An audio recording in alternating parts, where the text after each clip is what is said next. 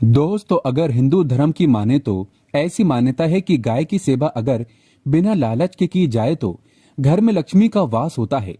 वैसे तो युगों से चला आ रहा है कि गाय को हम कुछ न कुछ अवश्य खिलाते हैं। गाय को सनातन घर में लक्ष्मी स्वरूप भी माना गया है। कहा जाता है कि गाय की सेवा करने से घर परिवार सुखी और संपन्न रहता है। जिस घर में गाय की सेवा बिना किसी लालच के होती है, उस घर में लक्ष्मी जी की कृपा हमेशा बनी रहती है। और जिस घर में गाय की सेवा नहीं होती, तो उस घर में अचानक से किसी भी प्रकार की विघ्न बाधाएं आती रहती हैं। वैसे तो कुछ लोग शहरों में भी रहते हैं, महानगरों में रहते हैं, तो वहां पर गाय पालना संभव नहीं होता। लेकिन गाय को वहां पर भी रोटी जरूर खिलाई जाती है। लेकिन कई बार गाय को खिलाने में कुछ भूल हो जाती है। तो कौन सी वो 3 चीजें हैं जो गाय को नहीं खिलानी चाहिए, आज हम आपसे इस वीडियो में साझा करेंगे।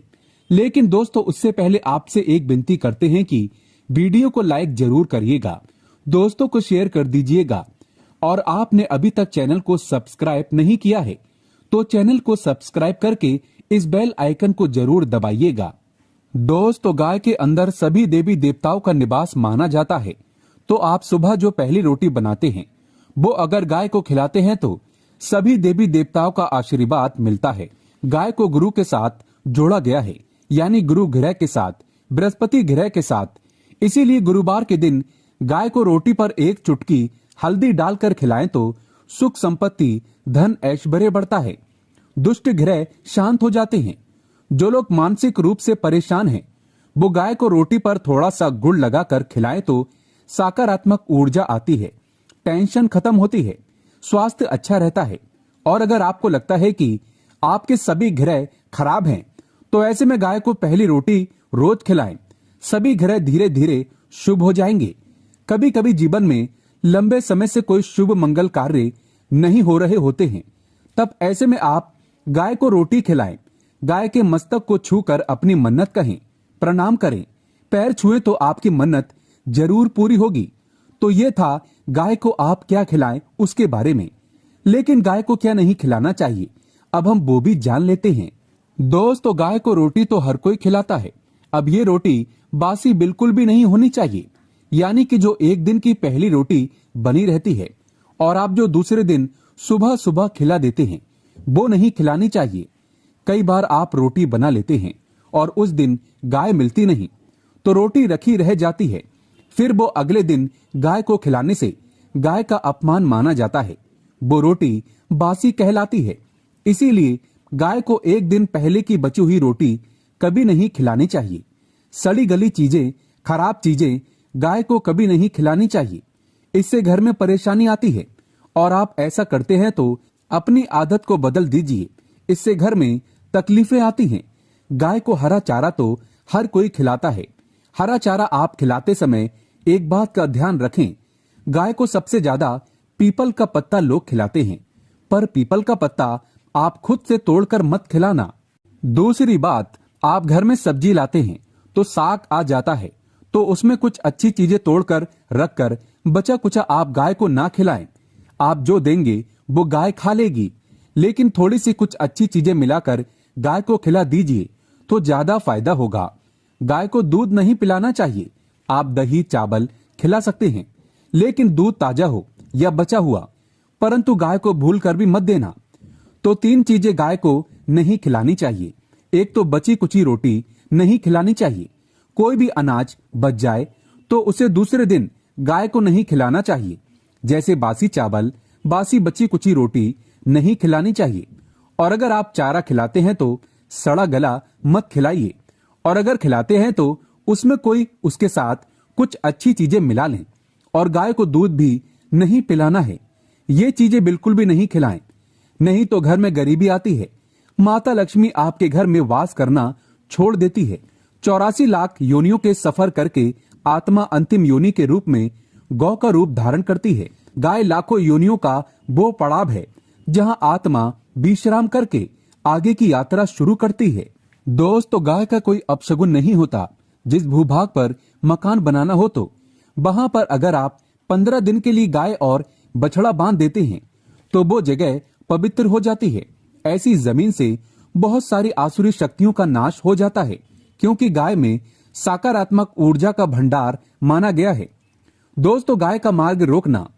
अगर आप कहीं भी जा रहे हैं और गाय माता आपका मार्ग रोक दे तो ये बहुत ही शुभ माना जाता है। गाय और बछड़े का दर्शन एक साथ आपको हो जाए तो आपकी सफलता का प्रतीक माना जाता है। अगर आपके घर के आसपास गाय घूमती रहती है तो इसका मतलब है कि आपके घर से काफी सारे संकट अपने आप ही दूर होने वाले हैं और सुख समृद्धि पूर्वक जीवन आपको मिलता है। गाय के समीप अगर आप जाते हैं तो कई संक्रमण, सर्दी, खांसी, जुकाम आदि आश्चर्यजनक रूप से अपने आप ही बिना दवाइयों के भी नाश हो जाता है। अगर आपको गाय अचानक से पूंछ मार देती है तो ये बहुत ही शुभ संकेत माना जाता है और काली चितकबरी गाय का ऐसा करना और भी ज्यादा शुभ माना गया है। पंचगव्य जो होते हैं वो कई रोगों में लाभदायक है। पंचगव्य क्या क्या हुए? गाय के दूध, दही, घी, मूत्र और गोबर, इन सभी को शरीर की रोग निरोधक क्षमता को बढ़ाकर रोगों को दूर करने वाला माना गया है। ऐसा कोई रोग नहीं है जिसका इलाज पंचगव्यों से नहीं किया जा सकता। दोस्तों, आज के समय में लोग गाय माता की पूजा करने के बजाय, उनका सही उपयोग करने के बजाय उनको काट कर मार कर खाना ज्यादा पसंद करते हैं। शायद ये सुनकर आपको बुरा तो जरूर लगेगा, पर ये सच है। और गाय को रोटी देने से न केवल सुख समृद्धि की प्राप्ति होती है बल्कि बरकत भी होने लगती है। अगर आप गाय को पाल सके तो अच्छी बात है, लेकिन आज के मॉडर्न युग में जहां लोगों को शायद खुद के घर में रहने की जगह नहीं है, ऐसे में गाय को रखना थोड़ा कठिन और महंगा हो सकता है। ऐसे में आप गाय को रोटी तो दे ही सकते हैं। कम से कम रोटी देकर आप सुख समृद्धि को प्राप्त कर सकते हैं। आपके घर में बरकत होने लगती है।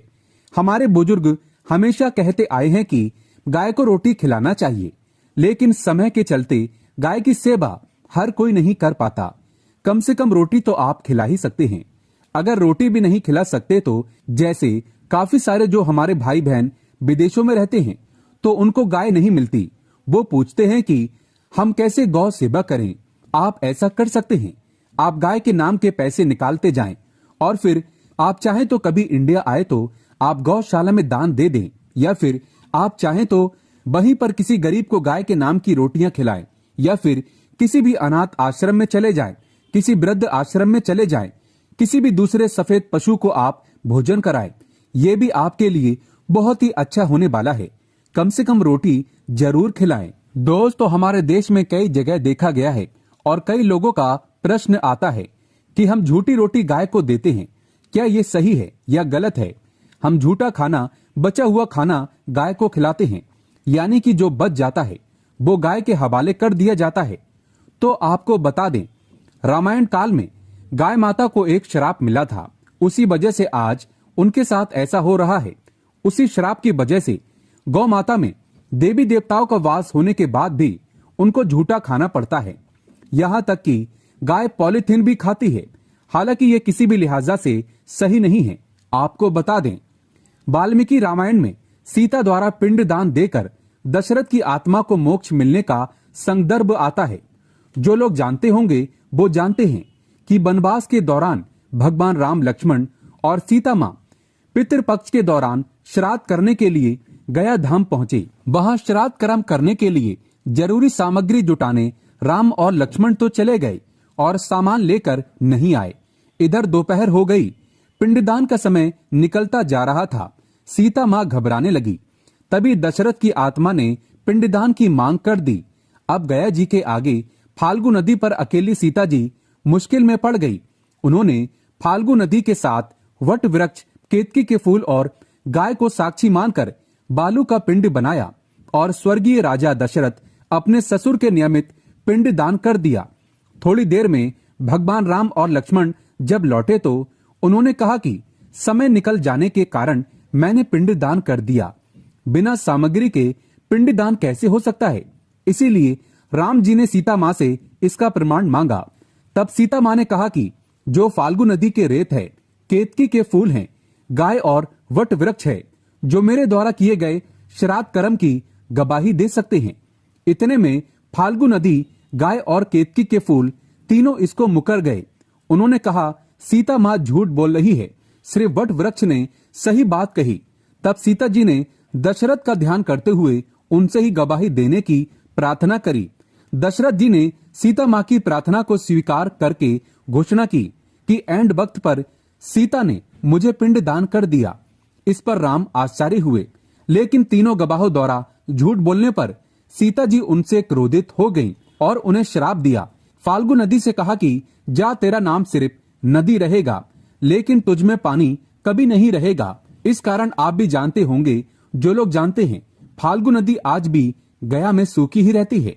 दोस्तों, गाय को श्राप दिया कि तू पूज्य होकर भी लोगों का झूठा खाएगी, और केतकी के फूल को श्राप दिया कि तुझे पूजा में कभी नहीं चढ़ाया जाएगा। वट वृक्ष को सीता माँ ने आशीर्वाद दिया कि उसे लंबी आयु की प्राप्ति होगी और दूसरों को छाया प्रदान करेगा, तथा पतिव्रता स्त्री तेरा स्मरण करके अपने पति की दीर्घायु की कामना करेंगी।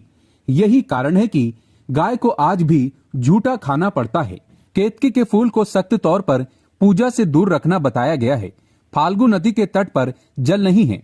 सीता कुंड में पानी के अभाव में सिर्फ बालू या रेत में पिंड दान किया जाता है। दोस्तों, शास्त्रों के मुताबिक गाय माता में सारे देवी देवता निवास करते हैं। 33 कोटि देवी देवता और पितृ का निवास होता है। अगर आप किसी मंदिर में नहीं जा सकते, पूजा पाठ नहीं कर सकते, कहीं जाकर के ग्रह दोषों का उपाय नहीं कर सकते, तो आपको गाय को एक रोटी जरूर खिलानी चाहिए। हमेशा कहते हैं, पहली रोटी गाय की अगर आप भी खिलाते हैं तो दुनिया के सारे सुखों को प्राप्त कर सकते हैं। आपने अक्सर ही सुना होगा कि रसोई में पहली रोटी जो भी बने गाय को दे देनी चाहिए। हर रोज गाय को एक रोटी देने से आपके जीवन के सभी दुख दर्द दूर हो जाते हैं। खाना बनाते वक्त हमेशा पहली एक रोटी गाय की निकाल दें। इसके बाद ही परिवार के सभी सदस्यों के लिए आपको रोटियां सेकनी चाहिए। कोशिश करनी चाहिए कि गाय के उस रोटी में थोड़ा सा हल्दी मिला लें। इससे गाय को रोटी खिलाने का अपार फल प्राप्त होता है। अगर गुरुवार का दिन हो तो लोई ले लें, सने हुए आटे की एक छोटी सी लोई बना लें और उसमें हल्दी मिलाकर गाय को खिला दें। आपके जीवन में शुभता आती है, वैभव आता है, धन संपत्ति तथा शक्ति का वास होता है। आप जो भी हासिल करना चाहते हैं जिंदगी में, तो आप देखेंगे कि तुरंत आपको मिनटों में वो हासिल हो जाता है। दोस्तों, इसी तरह आपको नमक का एक उपाय बताते हैं। नमक क्या है? नमक के बिना तो हर स्वाद अधूरा है, और साथ ही साथ अगर नमक ना हो जीवन में तो स्वादहीन हो जाता है। जितना हम खाने में नमक को जरूरी मानते हैं, उतना ही ज्योतिष में नमक को बहुत ही महत्वपूर्ण माना गया है और इसे कर्ज की वस्तु माना गया है। किसी का नमक खाने का अर्थ क्या होता है? उसका कर्जदार होना आपने तो सुना ही होगा। नमक का कर्ज अदा करना है।